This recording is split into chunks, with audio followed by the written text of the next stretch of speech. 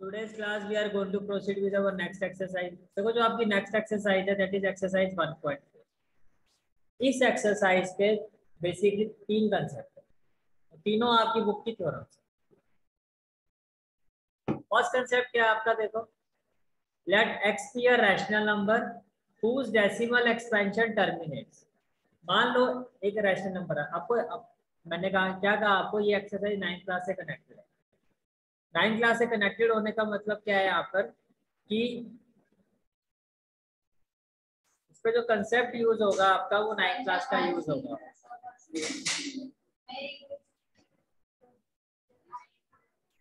अब देखो जो रैशनल नंबर होते हैं, आपने 9th क्लास में पढ़ा था, आपने क्या पढ़ा था, रैशनल नंबर. जब आपने इसका डेसिमल एक्सपेंशन किया था, किसी बच्चे को याद है कि रैशनल नंबर का डेसिमल एक्सपेंशन कितनी तरह का होता था?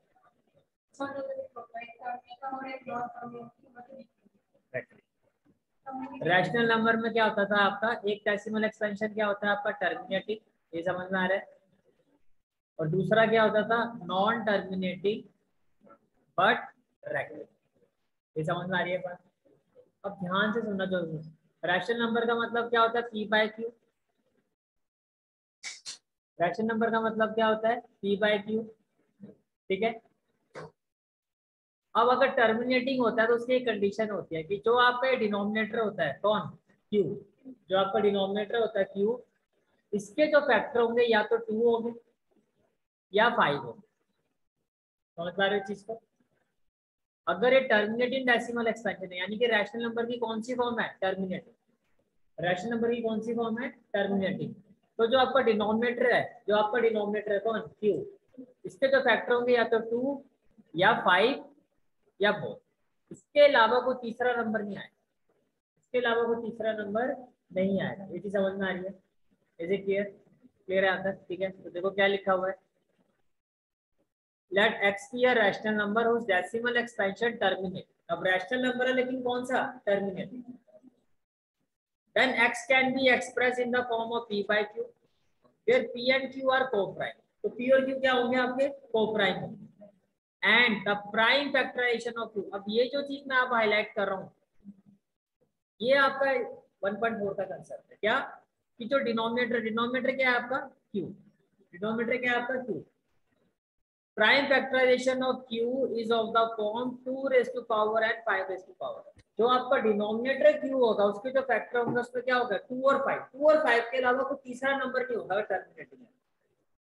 2 और 5 के अलावा कोई तीसरा नंबर नहीं होगा अगर वो टर्मिनेटिंग है तो. इतना समझ में आ गया? क्लियर है? ठीक है. सेकंड कंसेप्ट पर आते हैं. Second concept is let x is equal to p by q be a rational number such that prime factorization of q is of the form 2 raised to power and 5 raised to power. ये actually converse है कि अगर कोई भी rational number है जिसका denominator क्या है, इसके डिनोमिनेटर के जो फैक्टर्स है वो 2 और 5 है, तो वो रैशनल नंबर कैसा होगा, टर्मिनेटिंग. समझ पा रहे हैं चीज को? then x has a decimal expansion which terminates. ठीक है. अब इसका थर्ड केस क्या होना चाहिए फिर, कि अगर जो आपका रैशनल नंबर है p बाय q, उसमें q के फैक्टर 2 और 5 के अलावा अगर कोई भी तीसरा नंबर है तो वो उसकी सेकंड टाइप होगी. वो क्या होगी, नॉन टर्मिनेटिंग बट रैक्टरिक. समझ में आ रहा है? ठीक है. तो देखो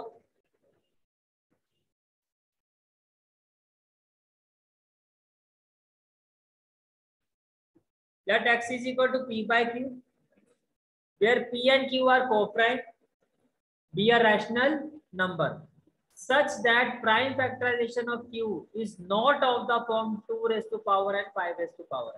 यानी कि 2 और 5 के अलावा कोई थर्ड नंबर होगा. ठीक है. then x has a decimal expansion which is non terminating but racking. ये तीन कंसेप्ट है जिस पर आपकी एक्सरसाइज 1.4 बेस है. इसमें कोई डाउट? चलो मैं 1.4 पर. ठीक है. चलो तो फर्स्ट क्वेश्चन, नहीं अब देखो आपकी एक्सरसाइज 1.4 क्या है. Exercise 1.4 question is without actually performing the long division. Long division नहीं करना है, ज्यादा दिमाग चलाओ, करके देख लेते हैं यार क्या दिक्कत है. State whether the following rational number, अब आपसे मुझे सारे रैशनल नंबर है ना, will have terminating decimal expansion और a non terminating repeating decimal expansion। तो कैसे चेक करोगे? न्यूमरेटर से कोई मतलब है आपको? आपको सिर्फ डिनोमिनेटर से मतलब है। आप डिनोमिनेटर को फैक्टराइज करोगे, अगर फैक्टराइजेशन में सारे फैक्टर 2, सारे फैक्टर 5 या 2 और 5, तो क्या होगा? टर्मिनेटिंग। और अगर 2 और 5 के अलावा कोई भी तीसरा नंबर आ गया तो क्या होगा? तो जो सबसे मुश्किल वाला पार्ट है, वन ऑफ द डिफिकल्ट, वो मैं करवा रहा हूँ, वो है आपका सेकंड वाला पार्ट। ठीक है, मुश्किल मैं करवा देता हूँ कि जो आपका डिनोमिनेटर है वो है 8 को फैक्टराइज करना है आपको। तो देखो इसमें मेहनत लगती है, तो मैंने किया 2 4 द 8, समझ पा रहे हो? मुश्किल चीज है, थोड़े ध्यान से। 2 2 जा 4, 2 1 जा 2। तो आपने देखा कि भैया ये जो है इसके फैक्टर क्या है? 2 रेज़ टू पावर 3, और क्यू के फैक्टर क्या है? 2 raise to power m, 5 raise to power n। तो यहाँ पे 2 raise to power m form दिखाई दे रही है, तो कहने से दैट ये टर्मिनेटिंग है। फटाफट अब मैं टिक कर रहा हूँ। हाँ जी, मुझे पता था।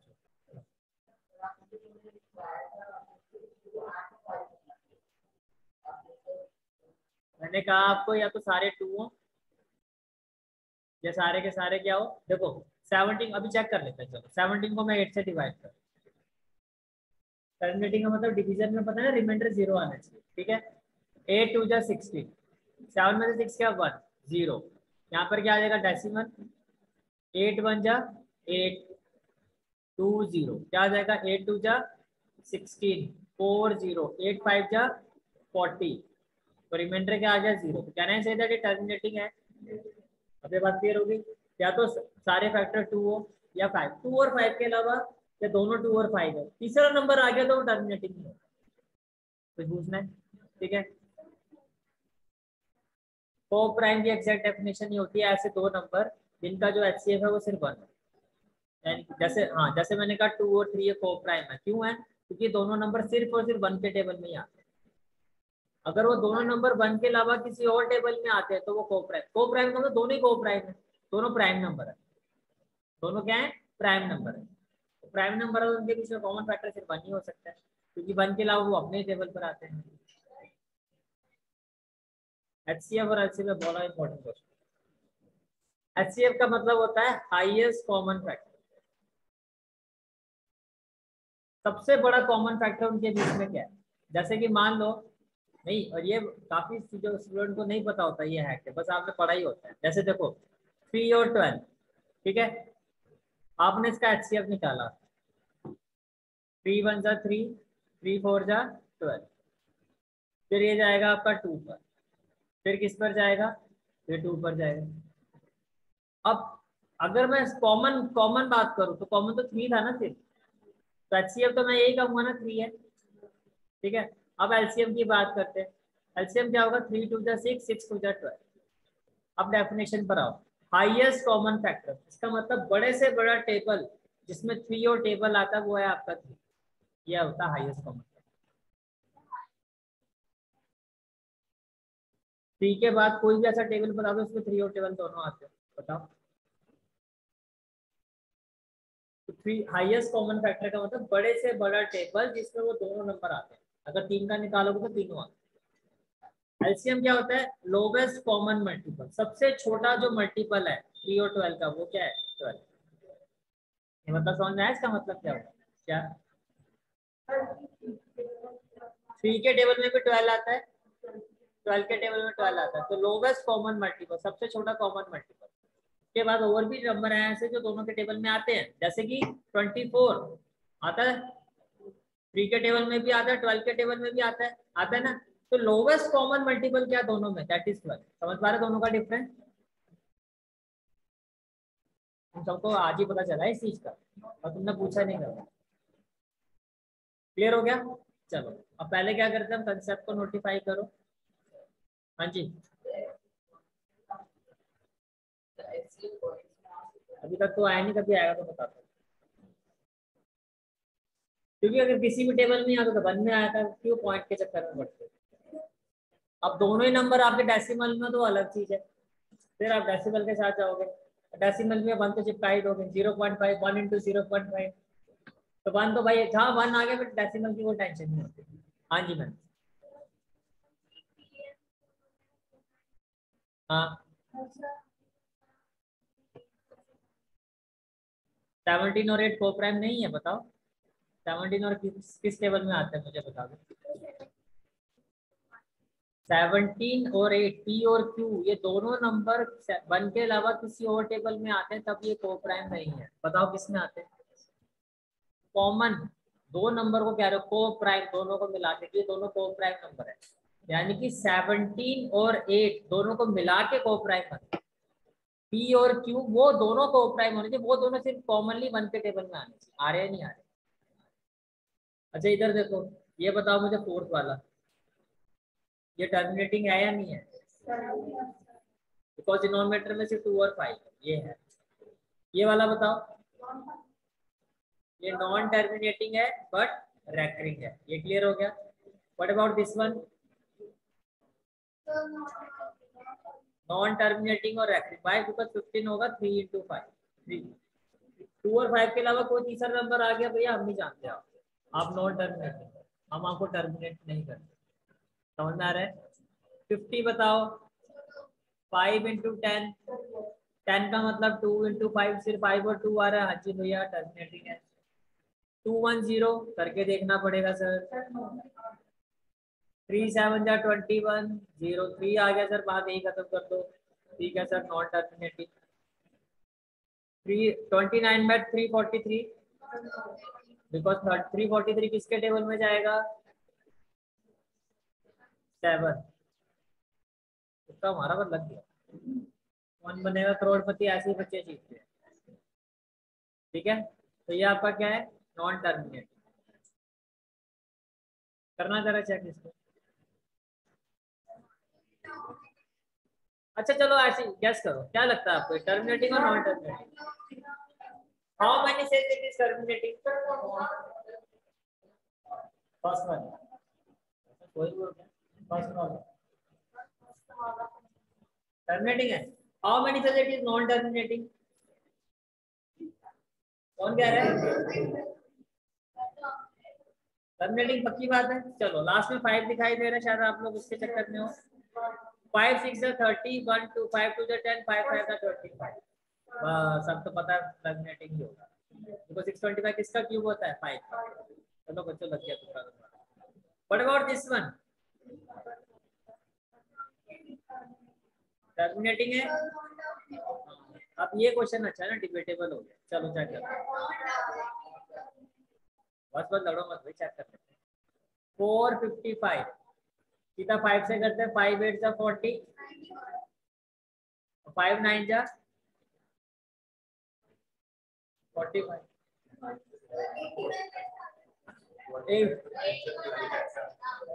एक मिनट भाई, एक मिनट। 5 9 जा 45, 5 1 जा 5, 5 9 जा 45, 5 1 जा 5। ठीक है बच्चों, ठीक है यहाँ तक। अब इसके बाद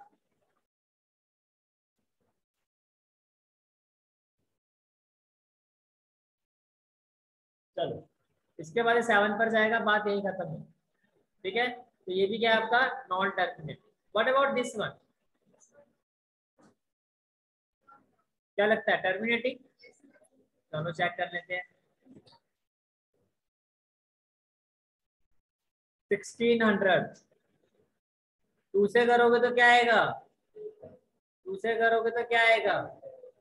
फिर 2 से करोगे तो 2 से करोगे तो 5 से करोगे, 5 से करोगे 4, 2 2 जा 4, 2 5 और 2 के अलावा कोई तीसरा नंबर दिखाई दे रहा है फैमिली में? तो टर्मिनेटिंग फैमिली है।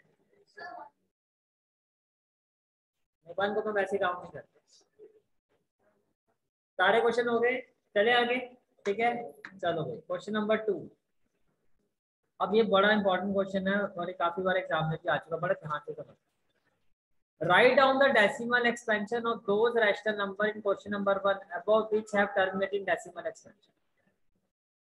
जिसको आपने कहा कि टर्मिनेटिंग है, क्या कहा आपने? टर्मिनेटिंग। तो टर्मिनेटिंग है तो डेसिमल एक्सपेंशन में आप उसको जब लिखोगे तो आपको ये पूछा जा रहा है write down the decimal expansion, तो उनके डेसिमल एक्सपेंशन लिखते हैं। आप नहीं डिवाइड नहीं करना इसको, इसके भी करने की ट्रिक होती है। कैसे होती है देखो, जैसे कि ये फर्स्ट वाला है ना आपका टर्मिनेटिंग। चलो इस क्वेश्चन को लेते हैं।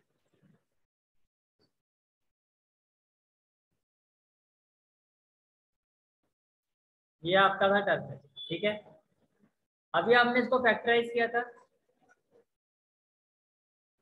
4 5 आएंगे, गैस कर पा रहे हो या मैं करके दिखाऊं? देखो, सबसे पहले आपको क्या करना होता है, आप जो डिनोमिनेटर है आपका, आप उसके फैक्टर निकालो। आपने निकाले फैक्टर, इस पर जाएगा 5 6 जा 30, 1 2 5 2 जा 10, 5 5 जा 25। कोई डाउट? ठीक है। 5 1 जा 5, 5 2 जा 10, 5 5 जा 25, 5 2 जा 10, 5 5 जा 25 और 5 5 कितने 5 आ गए? 4। अब ध्यान से सुनना,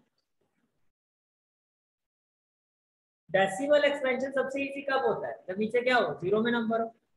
भाई 10 है तो एक डिजिट से पहले डेसिमल आएगा, 100 है तो 2 डिजिट से पहले, 1000 है तो 3 डिजिट से पहले। यही है, चेक कर रहा था भाई, सोच नहीं गए। 5 raised to power 5 क्लियर है यहाँ तक? तो मैं जो कह रहा हूँ सिर्फ को समझो। आप किसी तरह नीचे 10 100 1000 ये लेके आ, कैसे लेके आओ? 5 को 2 से मल्टीप्लाई करूंगा तो क्या आएगा? 10। मानते हो? 5 का स्क्वायर क्या होता है? 25। 5 का स्क्वायर 25 होता है। यहाँ 5 की पावर 1 थी, 2 की पावर 1, जीरो में कन्वर्ट हो गया। 5 की पावर 2 को 2 की पावर 2 से मल्टीप्लाई करके देखना, 5 की पावर 2 क्या होता है? 2 की पावर 2 4, कितना हो गया? 100। समझ पा रहे हो इस चीज को? जितनी 5 की पावर है उतनी 2 की पावर से मल्टीप्लाई कर दोगे, वो जीरो में कन्वर्ट हो जाएगा, यानी कि 100 1000 ऐसे। अब यहाँ 5 की पावर कितनी है? तो आपको क्या करना है, 2 रेज टू पावर 5 से न्यूमरेटर को मल्टीप्लाई, 2 रेज टू पावर 5 को डिनोमिनेटर। ये चीज समझ पा रहे हो? तो न्यूमरेटर में क्या आएगा? 13। 2 रेज टू पावर 5 कितना होता है? अभी तक 32 होता है, बिल्कुल सही है। 32 जा कितना होता है? 26 होता है। 33 जा 39 और 2 कितना होता है? 41। ये समझ में आ गया? तो आपने लिखा न्यूमरेटर में 416। अब देखो, 5 अगर पावर में 1 था तो 10, पावर में 2 था तो 20। तो कहना चाहिए था अगर पावर में 5 है तो क्या होगा? 1 2 3 4 5। लॉजिक समझ में आ गया? अब कितनी जीरो है? 5। तो देखो 1 2 3 4 5, ये आपका आंसर। फिर समझ में आई कैसे करना है? ठीक है, हाँ जी।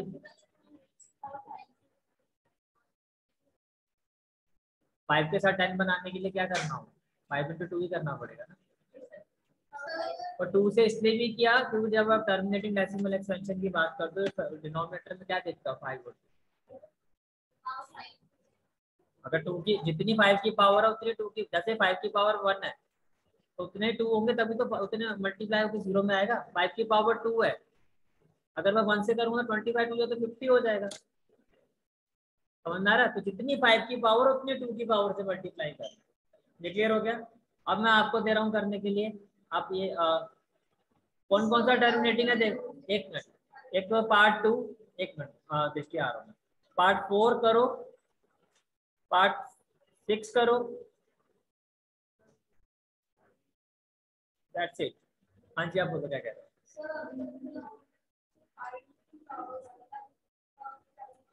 आपको पावर इक्वल करनी है। जैसे यहाँ पर देखो 2 की पावर कितनी है? 3। 5 की पावर कितनी है? 2। तो ज्यादा पावर किसकी है? 2 की।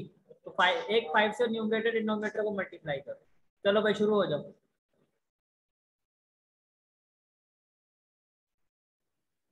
क्वेश्चन है आपका पार्ट 4। नेक्स्ट क्वेश्चन क्या है आपका? Part 4, right. तो डिनोमिनेटर में क्या आ रहा है आपका?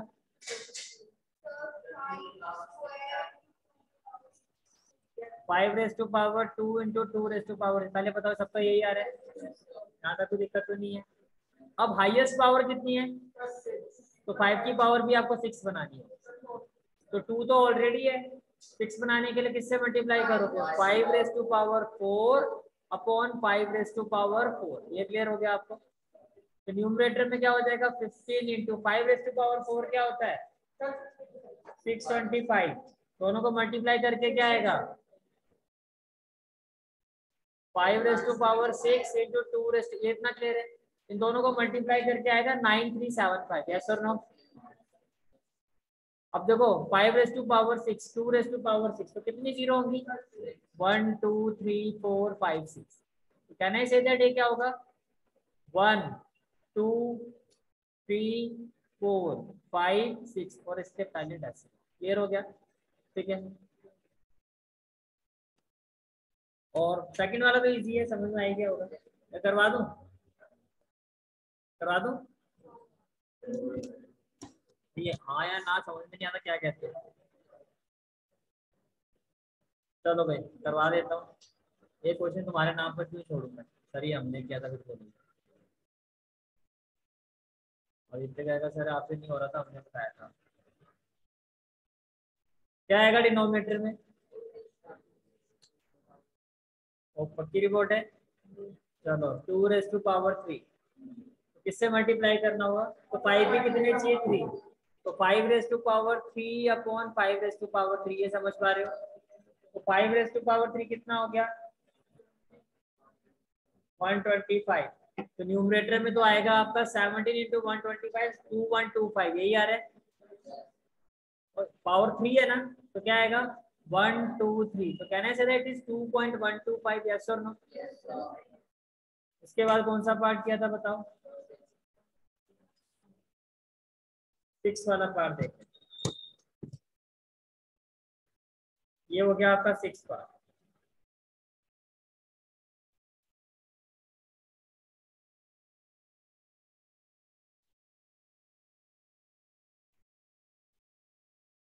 अभी कितने क्वेश्चन के उसमें सबसे इजी यही लगा होगा।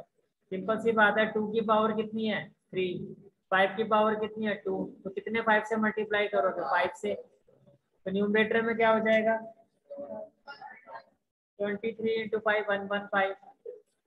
तो पावर कितनी है? 3। तो कितनी जीरो आएंगी? 3। तो ये हो जाएगा 0.115। इसे क्लियर? कोई और पार्ट है? हो गए सारे? बचा हुआ 9। चलो 9 कर लेते हैं।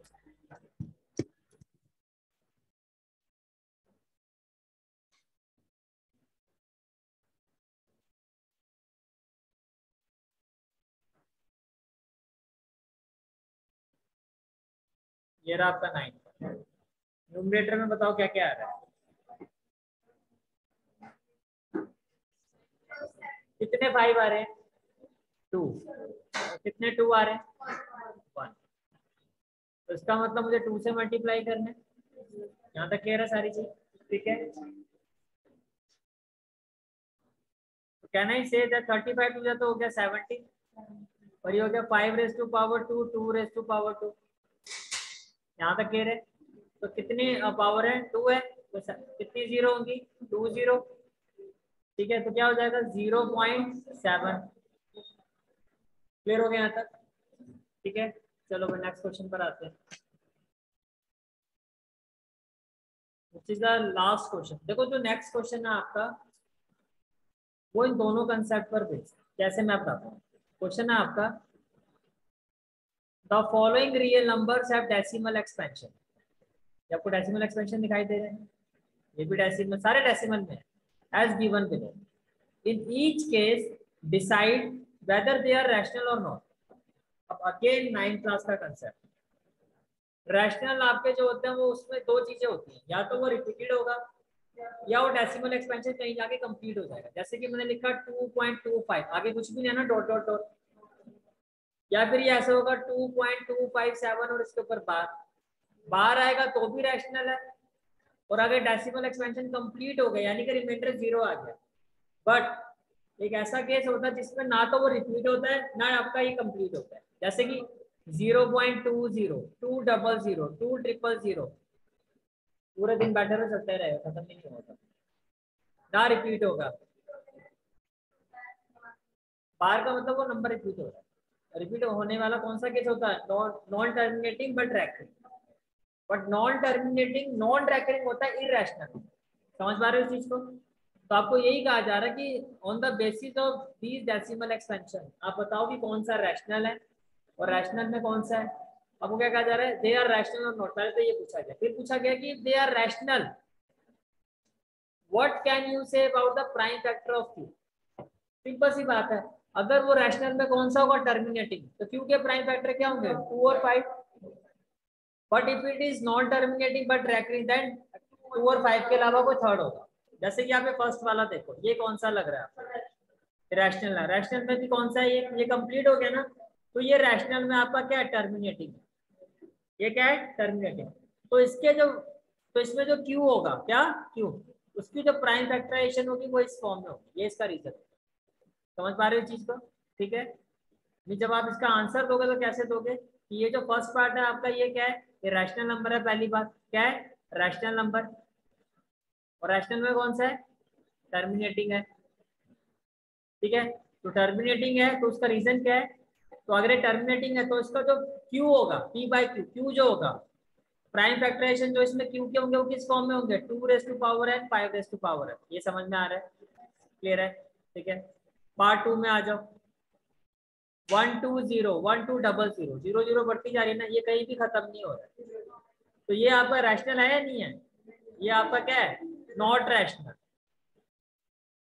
ये क्या आपका नॉट रैशनल. तो इसमें जो क्यू होगा वो किस फॉर्म में होगा, not of the form 2 raise to power n 5 raise to power n. ये क्लियर हो गया आपको, क्लियर है यहाँ तक? ठीक है.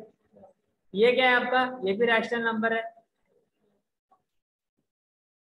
बट रैशनल में कौन सा है, ये नॉन टर्मिनेटिंग बट रैकरिंग. मानते हो? तो इसमें भी जो आपका क्यू होगा वो किस फॉर्म में होगा, वो इसी फॉर्म में होगा. यही रीजन तो होगी. तो पूछना कुछ, क्लियर है सारी चीजें? ठीक है. ये आपकी एक्सरसाइज 1.4 क्या होगी, कंप्लीट. और आपका चैप्टर भी हो गया पैक. ठीक है.